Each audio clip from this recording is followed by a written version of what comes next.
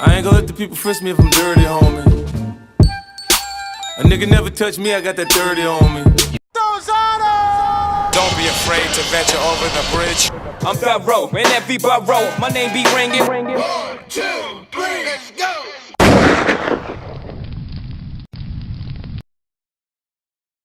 Yo, what's good? It's DJ Thoro, aka Thorozano, the bridge to the streets. Right now, you're watching the hottest in the streets right here on thisis50.com. Got a special guest in the building. Introduce yourself. It's Neef Buck, Mr. Trash Bag King, one half of the Young Gunners, Mr. Forever Do Me, right here representing Philadelphia as usual. Yes, sir. Explain Trash Bag King. Is that money? Are we talking money? Yeah, I got that name from my guy Rasky, who do the outros on the Forever Do Me series. You know, he used to be new. I used to be coming in with trash bags in and out, and he just was so fucking newsy. He used to just be a nigga come in there, come in the kitchen, right? And we counting money, that nigga just be peeking. He just peeking in the room. You always counting my money, you count my bankroll. You know what I'm saying? So he just kept calling you Trash Bag King. You know what I'm saying?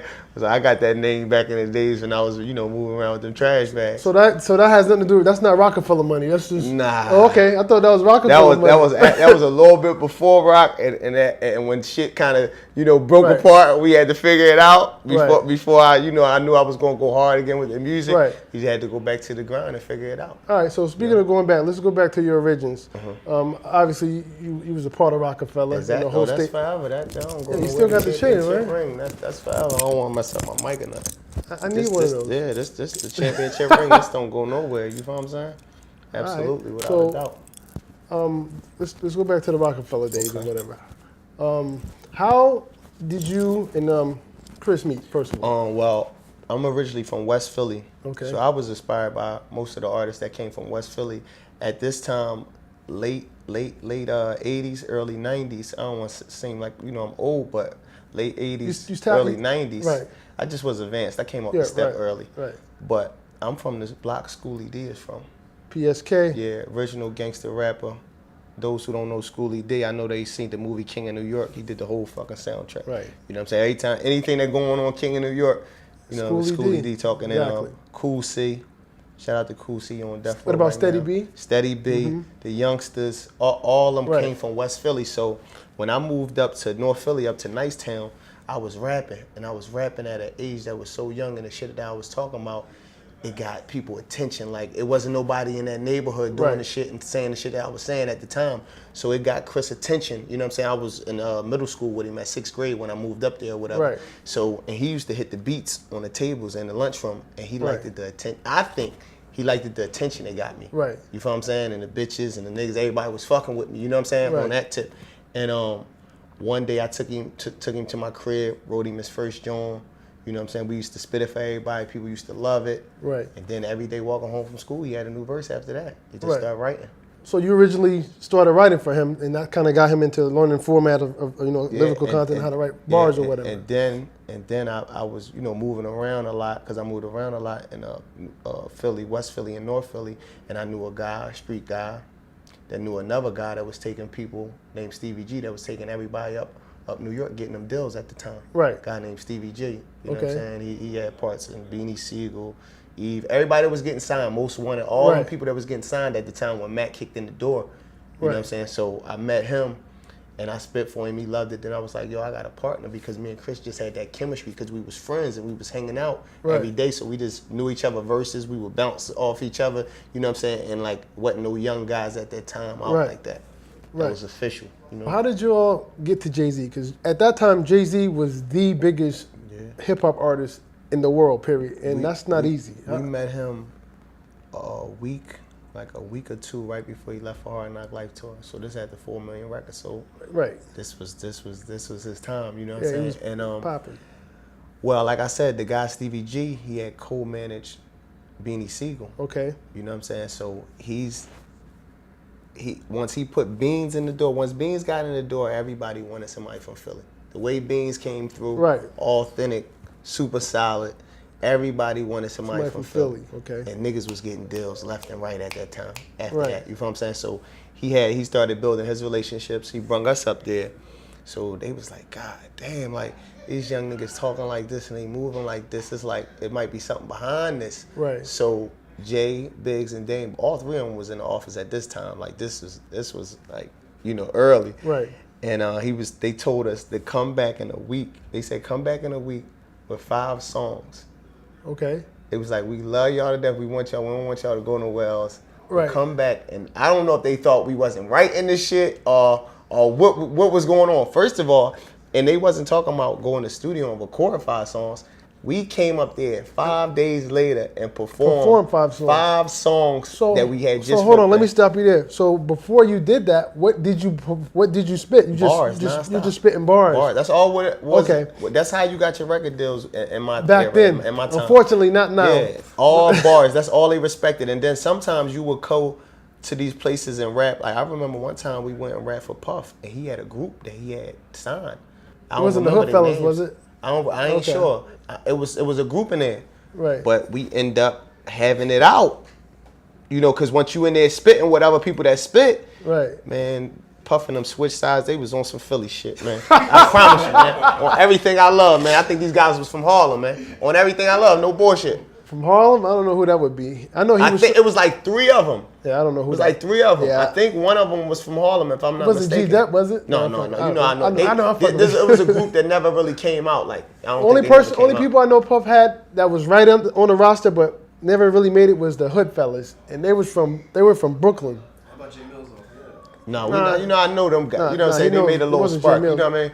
So yeah, that's the only group I know is the Hood man, Fellas. And it got heated in there. And everybody that was, they know. Right. They know. So we still get them same salutes to this day when we run across anybody. No, not for nothing. That whole era, there was a point, like you said, where everything out of Philly, anybody, if you just had a beard that looked like you from Philly, you was getting the deal. Man, like if you could rhyme it a little bit, you was getting the deal. This, Mac kicked open that door, something special, man. But everybody delivered. It wasn't just they was just signing anybody. Everybody at the time had bars. We was hungry. We was coming up here. Me and Chris used to leave school and hop on the train. We used to leave school and our moms was cool with it. They knew we was chasing. My mom knew I was going to be doing this shit forever. You know what I'm saying? Right. So, Jay, Biggs, Dame tell you to come back with 5 songs. 5 songs. I'm talking about. So you come back. Recorded. I'm talking about we spit 5 songs with hooks and everything to them. You hear me? Right. Off of fucking beats. Like, you know how they make the mixtape Jones with the beats, straight beats. Right. And we wrote to the Jones, but we had to memorize them. What beat was it? Do you know offhand? What songs were those? It was a couple beats, probably a couple Timberland Jones. Motherfuckers that was hot at the time, Swiss Jones, and we wrote to them beats and came up there and spit for them, and they couldn't believe it, man.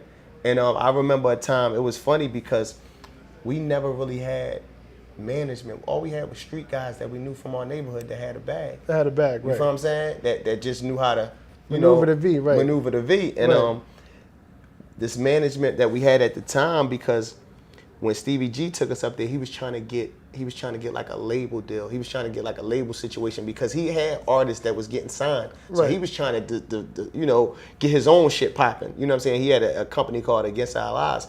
And J Biggs and Dame, they wasn't trying to go for that. They really wanted to just sign us as artists and deal with us. So we dropped Steve. Steve's still my guy to this day, you know what I'm saying? But we dropped Steve, and some other guys, started representing us, and they wanted us to go to Puff. Puff was putting something in their head where as though they thought we would have been better with Puff. Right. And I remember we had 2 ways at this time. 2-way era. And we going up, I think we was going up to see Puff. And I tell you, no lie, no bullshit, Chris hit Jay on a joint. He asked me first, like, yo, you think I should hit Jay, man? We don't really want to do the Puff shit or whatever. Puff cool, but Puff want to have, like, he don't want to let us do us all the way. You feel what I'm saying? Right. It's like a different. That's kind of why Suge Knight got up there and said, if you want to come to Dab, I fuck with Puff. That's our guy. You know what I'm saying? I don't know.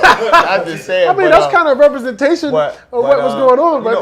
But he good at what he do, and he might have been right about some shit. You know what I'm saying? But young at the time, and like the freedom that Hov and them gave us, man, they just wanted us to be ourselves. Right. And so I remember like it's yesterday. We was riding up, and Chris hit him like, "Yo, they trying to take us to Puff, and we already been seeing Puff. We already been in negotiating stuff. Right. But it got to a point like, yo, we wanna be down. Over there we feel more comfortable. We understand each other more. We just fit. We fit. We fit in over there. You know what I'm saying? So it wasn't nothing against against Puff or whatever. We just fit it all better over there, Right. and it worked at the end of the day. You never know what would have happened over there. Right. So what did Puff say when you basically declined his offer? No, it wasn't really it was just all good. Still to this day, like he been around us 1,000 times with Hov, you know what I'm saying? Right, so right. There's always love, you know what I'm saying? And you know. Right. So let me ask you a question. Let me skip forward a little bit. There was a recent interview with Beanie Siegel, Right. or whatever, and he was speaking on the dismantle of Rockefeller, and he said that, and I want to get your perspective and your opinion on this. He said that the reason why Rockefeller broke up was because Dame Dash was doing too much. He said he should have just been a CEO and a manager and did that. He said he was doing too much, and that was rubbing Jay basically the wrong way, and that created a lot of friction. Yeah. What is your take on why did Rockefeller break up? Why did it break from your perspective? To me, Dame always been the same. Right. And it worked at the end of the day, you know what I'm saying? But I guess it got to a point when people outgrow each other, you know what I'm saying? I know how much love Jay got for him and vice versa. But people outgrow each other, and sometimes you go your different ways. Sometimes people might be on the same shit that you was on when I met you. Right. And if you're not growing with them, sometimes you can outgrow the person, you know what I'm saying? And that's the only thing I can think of. But at the end of the day, it worked.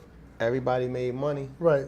You know what I'm saying? Did you ever see any signs of, damn, this shit is about to be over, or now this shit ain't, these motherfuckers are arguing, or did you ever see anything that gave you the you know? I remember one time, like, you know, we dealt with everybody individually. Like Biggs played a major part in the Young Gun's success. Okay. You know what I'm saying? Which he didn't have much input, I think, in so much that I seen at that time. But when it came to me and Chris project, he had a big influence and a big, part to deal with that. All of them did, but it's like Jay was in a different space. Whatever we called Jay for or needed him for, it was done without a doubt. And same thing with Dame, but Rockefeller was so big. Right. So Dame was paying attention to that at the time. And then Biggs, he was, neck to neck with us getting shit done. And but one time, I don't know if we did $2 bill tour. We did the $2 bill shit in Orlando, the MTV shit, right? Okay. Us and Kanye. So when we first got the call about it, I called Biggs and I was like, yo, I'm talking to him like, yeah, we did doing the $2 bill shit. What you think about Jay? I want Jay to come out with us. You know what I'm saying? Right. And he was like, and you're talking to Kanye now? No, I'm talking to Biggs. Oh, you're talking to Biggs. Okay. Yeah. Oh, it's with Kanye the tour. Yeah. Kanye. Okay. No, it was. You know how they used to do the $2 bill shit. Right. And then in Orlando. We was the two artists that was on it. Okay. Sometimes it'd be a lot of different artists, but they picked two artists that was from Rockefeller at the time or whatever. No, that's what I meant. It's you and Kanye. Yeah, you guys and Kanye. But when I got the word, I called Biggs and I was like, Biggs, I want Jay to come out with us, you know what I'm saying? Right. This, that, I want this shit to be big. It's a great look on MTV. I'm going to call everything I can do. So and he was like, you should ask him. So I'm thinking like, that's your part, that's your man. I'm thinking you can call, you're going to get it done. But I'm not saying they wasn't on good terms, but that's just what I thought as a kid. Right. You feel what I'm saying? I thought that would, they would discuss that or whatever, but but that I thought that at the time, I think, things was a little shaky, but I called Jay and he was excited about, us getting that opportunity. And he was like, he got me. But then I heard through the grapevine that, Dre was moving private back then, like, way before then and at that time. So it cost like $30,000 for him to go. Damn. So I heard through the grapevine that they, they reached out, like they wanted Def Jam to pay for it. You know what I'm saying? Like that. Right. And I think they wasn't going to do it because we flew Jewels out. We flew a lot of people out that was on our album so they can come and perform. Right. Dame and everybody came out. And Jay was still there and he just gave me that look like, because he knew I knew. You know what I'm saying? Like, he came out of his pocket for us to be, for him to be there with us. And that shit was crazy lit, man. That nigga came out. The crowd went so crazy, he couldn't even say his fucking lyrics, man. They go back to the footage, find that footage and pull that up while we talking right here. Right. You know what I'm saying? It was crazy lit though, man. Crazy lit.